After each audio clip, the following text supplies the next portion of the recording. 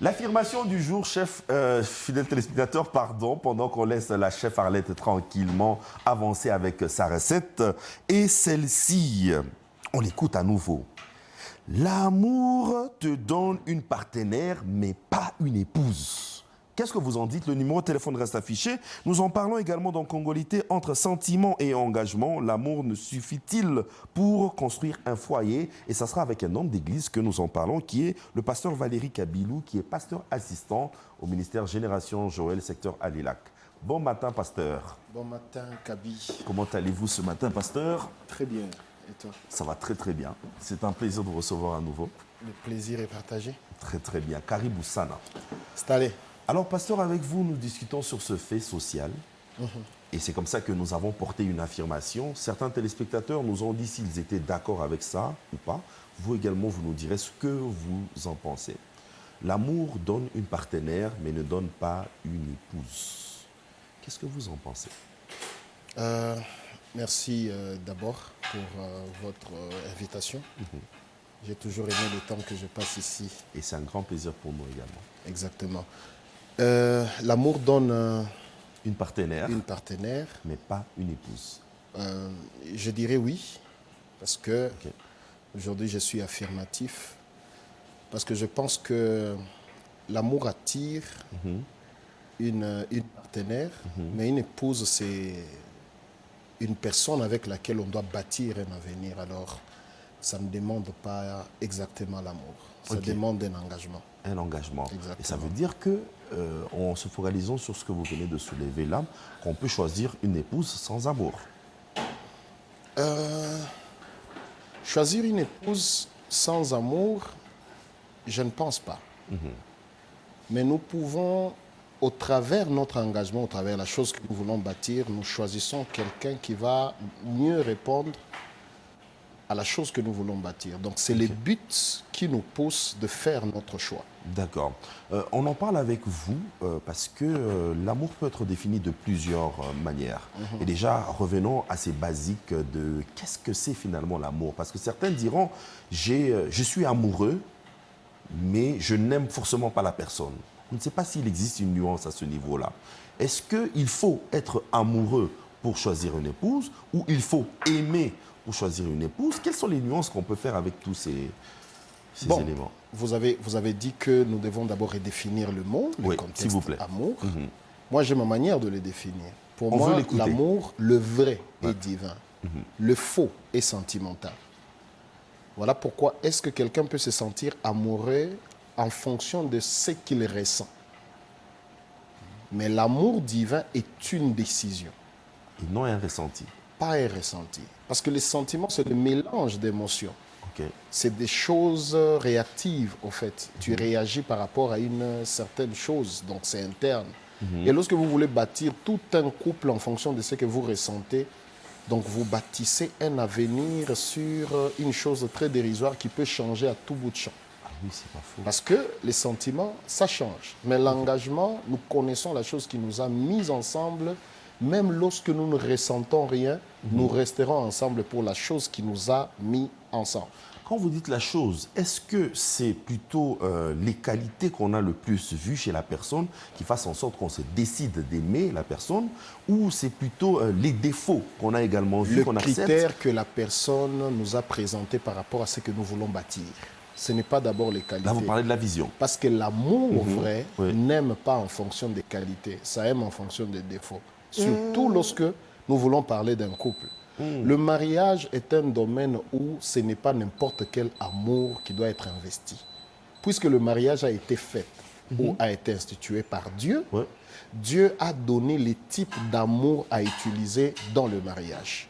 Il a dit, Marie, aimez vos femmes comme Christ a aimé l'Église. À partir du moment qu'il y a le mot « comme », ça veut dire que vous n'êtes pas libre d'aimer de votre manière. Vous devez aimer de la manière que Christ a aimé.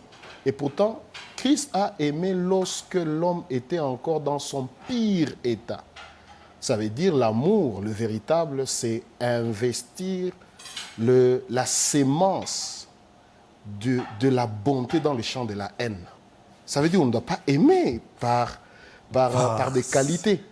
Il faut aimer. Quand on aime par décision, on aime au travers le défaut. On n'aime pas au travers des qualités. Parce qu'un amour qui est gardé par des qualités mourra par les défauts. Un amour gardé par des qualités mourra par des défauts. Exactement. Si j'aime aujourd'hui tes qualités, le jour que tu me présentes tes défauts, mon amour fane.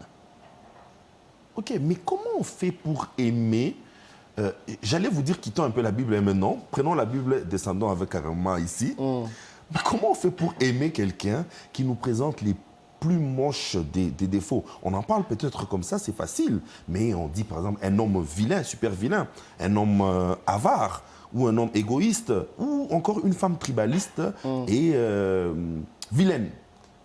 L'aimer. Exactement. Exactement, parce qu'il faut maintenant décider. Tu ne dois pas te laisser... Tu ne dois pas être réactif à ce que la personne représente. Il faut décider d'aimer la personne. C'est lorsque vous aimez la personne, même lorsqu'elle vous présente tous ses défauts, vous vous engagerez maintenant pour travailler sur ses défauts. Tu ne peux jamais travailler sur les défauts d'une personne que tu n'aimes pas. Il faut l'avoir aimée pour travailler sur ses défauts. Ok. Toute personne qui s'éloigne de quelqu'un parce qu'elle t'a présenté ou bien parce que la personne t'a présenté de défauts, cette personne n'aime pas. Il n'y a que l'amour qui supporte, qui pardonne, qui tolère. Parce que le vrai amour donne, ça ne se reçoit pas. Ça ne se reçoit pas. Alors, bon, pasteur, on se met en contexte. Comment ça doit se passer? Est-ce qu'on doit laisser le temps faire en sorte que nos défauts commencent à apparaître progressivement, de telle sorte qu'on sache que ce type de personne entre dans ma vision, mais elle a tel type de défaut, comme vous l'avez dit, je dois maintenant l'orienter, ou on doit plutôt mieux le faire en s'asseyant dans le couple, en disant, moi j'ai le défaut par exemple de beaucoup parler.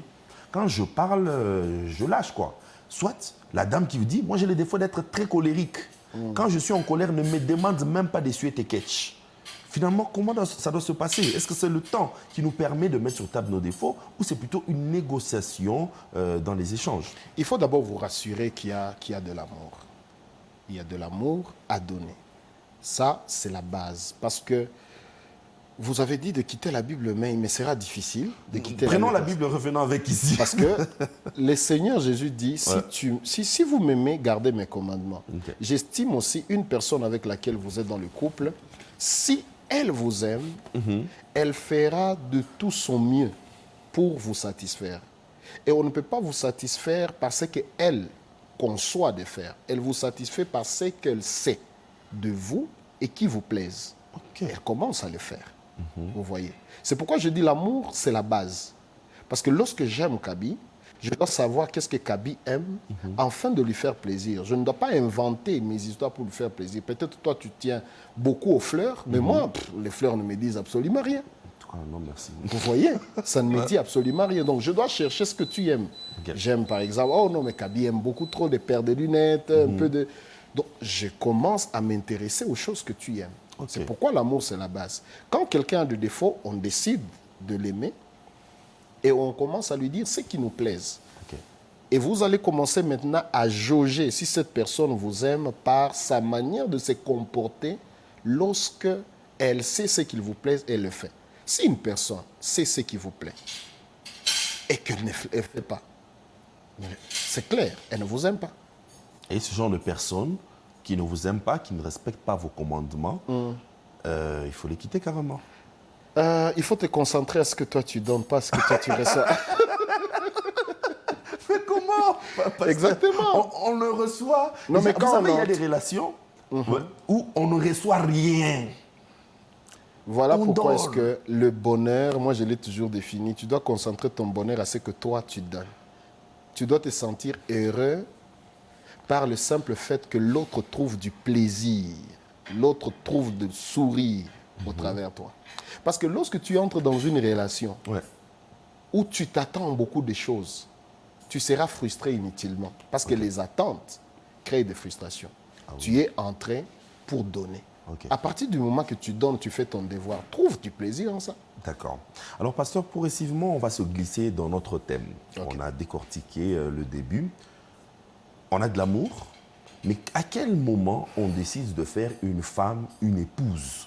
Parce qu'il y a plusieurs éléments qui entrent en jeu. On va devant l'état civil, on va devant l'église, on va devant la famille déjà au départ. On fait entrer cette personne dans son cercle. À quel moment on prend cette décision au-delà de l'amour que nous recevons et des petits défauts seulement que nous connaissons? Bon, il faut d'abord se définir soi-même parce que chaque femme est tirée de nous-mêmes. Vous savez, lorsque Dieu a créé Adam, il a envoyé tous les animaux auprès de l'homme pour que l'homme puisse les nommer. Oui. Et la Bible est précise. Et l'homme, elle dit, l'homme ne trouva pas un être semblable à lui. Qu'est-ce que Dieu a fait? La Bible déclare qu'on a fait endormir l'homme. Oui. Et on a pris une de ses côtes et on a fabriqué une femme. Lorsque l'homme s'est réveillé, il s'est enfin rendu compte que celle-ci, cet être que je suis en train de voir, vient de moi. D'où, avant de faire quelqu'un son épouse, il faut d'abord se connaître.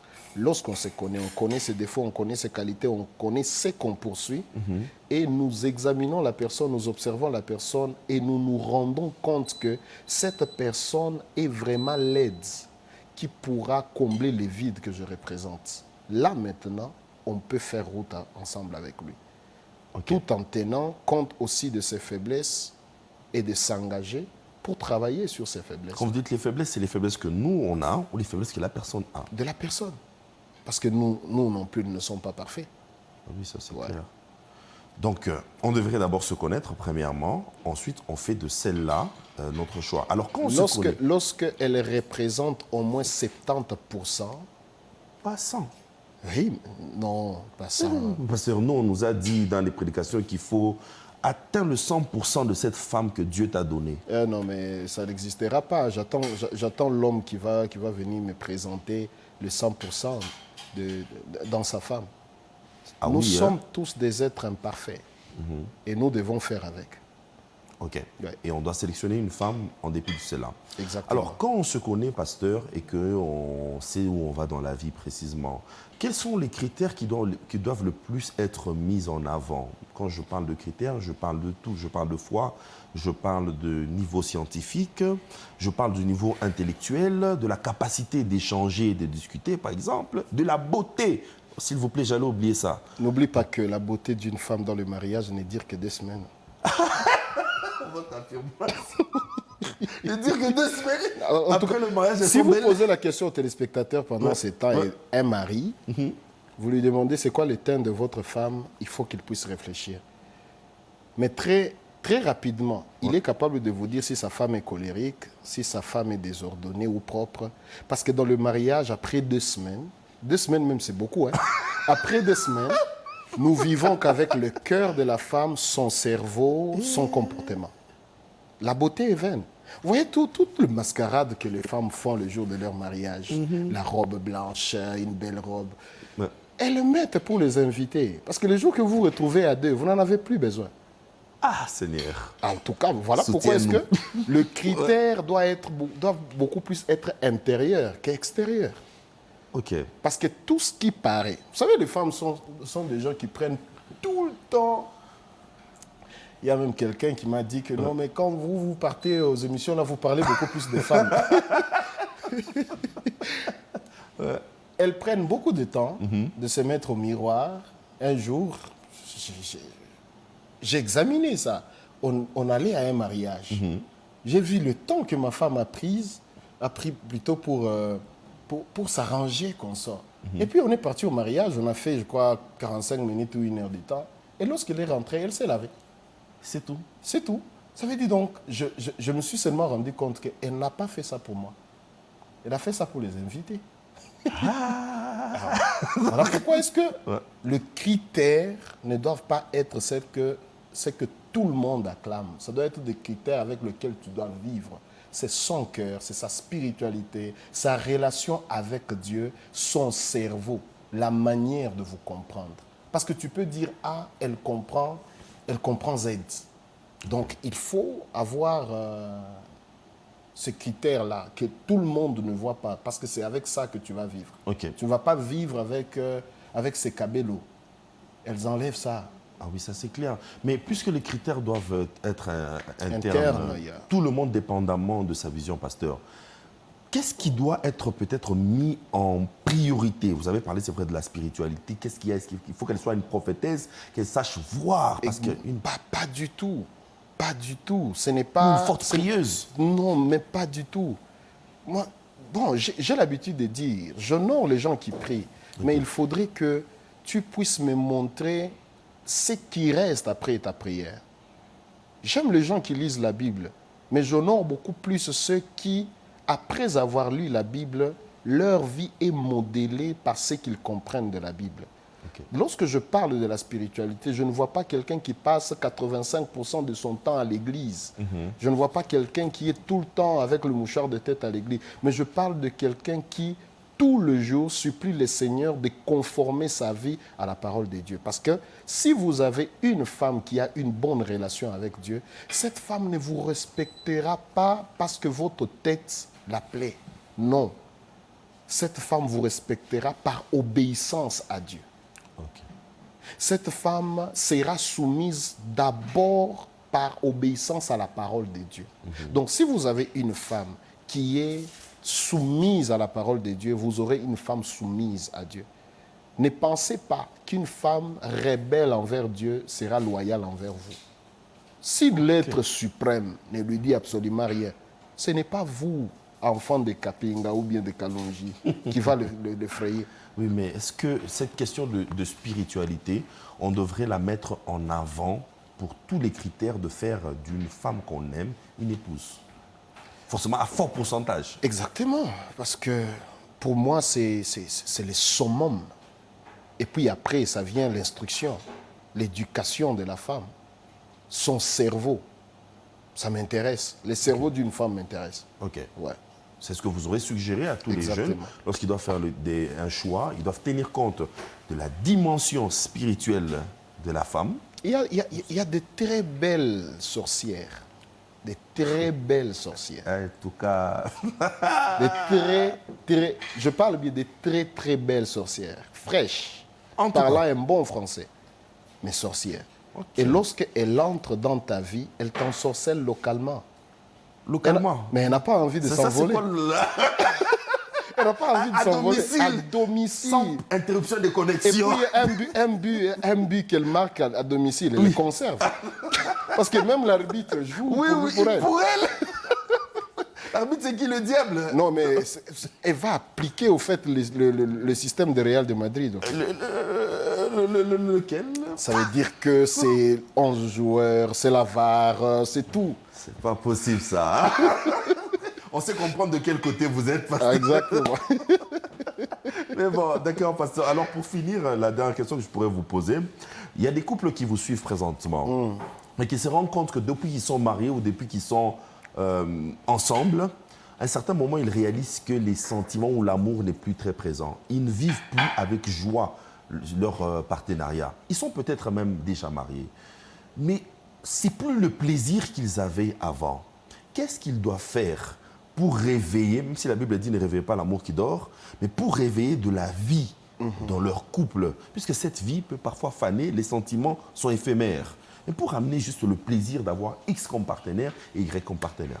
Alors pour tous les couples qui se retrouvent dans des états comme ça, le seul conseil que moi je vais vous donner, c'est ne soyez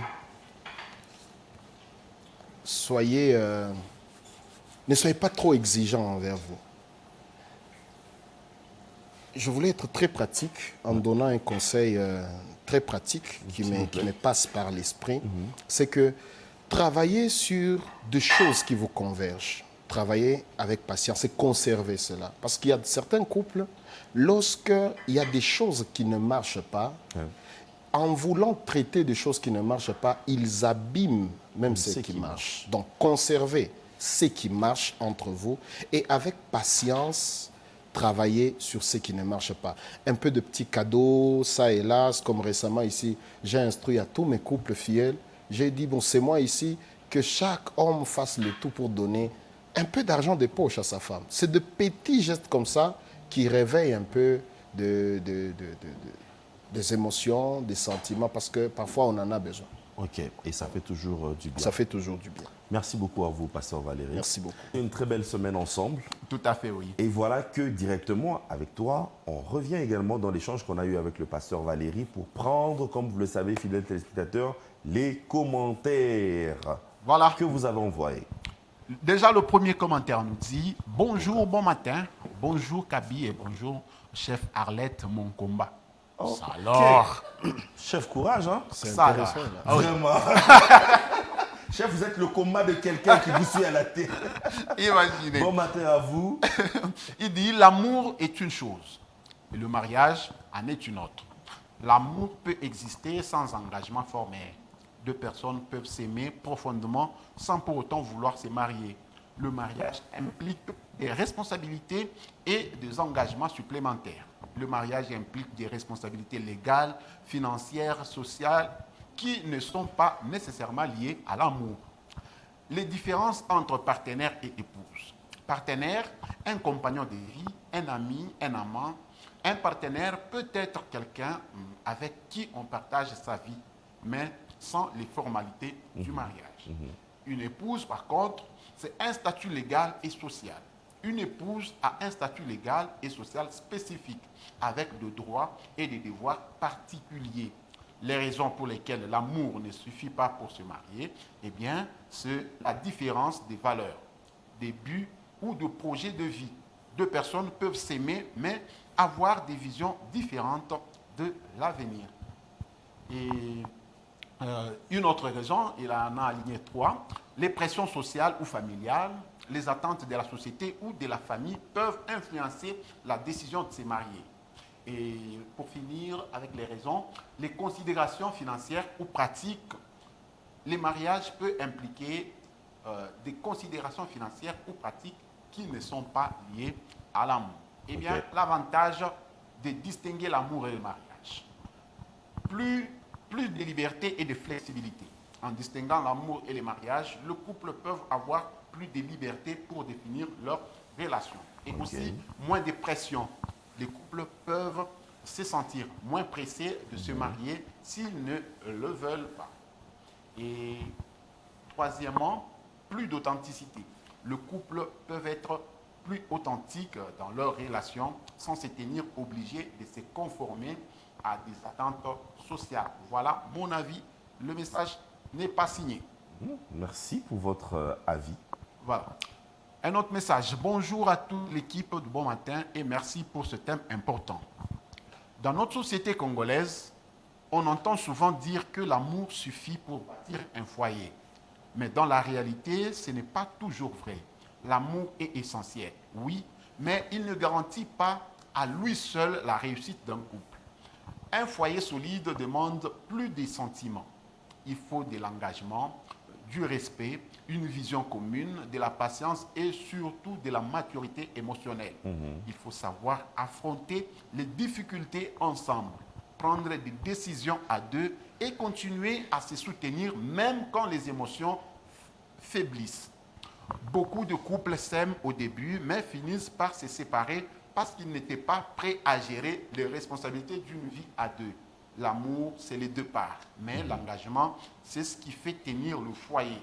Merci de donner la parole à ce genre de sujet qui peut vraiment aider notre jeunesse à réfléchir avant de s'engager. C'est Samuel depuis DAR, D-A-R, je ne sais pas à quoi il Merci à vous, Samuel.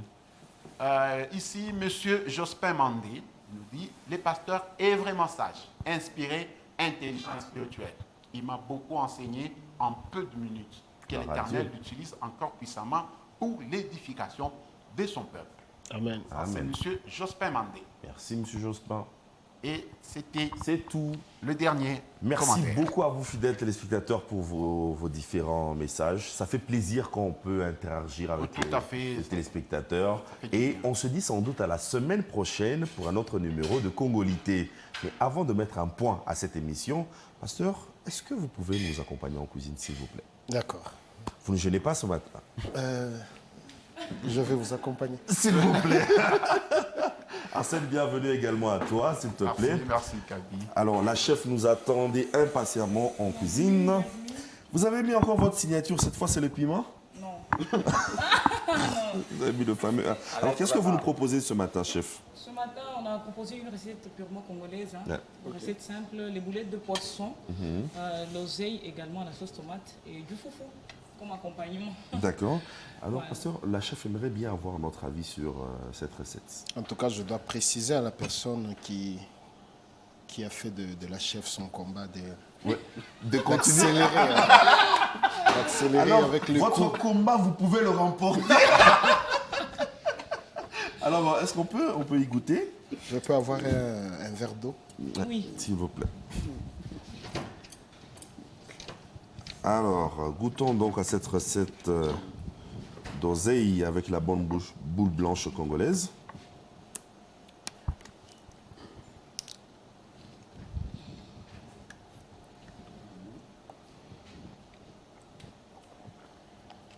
En tout cas, Le côté acide, c'est réduit quand même. ouais, le côté acide est super réduit, en tout cas. Ok. L'acide de l'oseille. Merci. Chef, il n'y a pas de quoi se plaindre. Merci. Vraiment, c'est top. Je viens peut-être. J'aime aussi mon nom. Vraiment, elle est bonne, hein? Très bonne. Alors, chef, merci beaucoup vous en prie. pour toute cette semaine et pour ce que vous produisez là. Merci. C'était un plaisir. Alors, pendant qu'on continue sans doute à déguster ces mets de la chef, on souhaite un heureux anniversaire à tous ceux qui célèbrent leur anniversaire aujourd'hui. On vous souhaite sans doute un très bon week-end. Pasteur, nous vous disons merci beaucoup pour votre Merci passage. à vous aussi. Ça a été un plaisir. Arsène, merci pour cette semaine. Merci, Kaby. Fidèles téléspectateurs, faites-nous le plaisir de prendre soin de vous, s'il vous plaît. Prenez votre week-end avec vos deux mains, parce que lundi, c'est juste après dimanche, il faut s'en rappeler. Surtout ça. Il ne faut pas oublier qu'il y a Classico. Bon, classico pour les fans de Real et de Barça. On connaît le sort, la Maison Blanche et la meilleure maison. Exact. Non, mais oublier la couleur de ma veste. Pas beaucoup. Bye bye. Barça.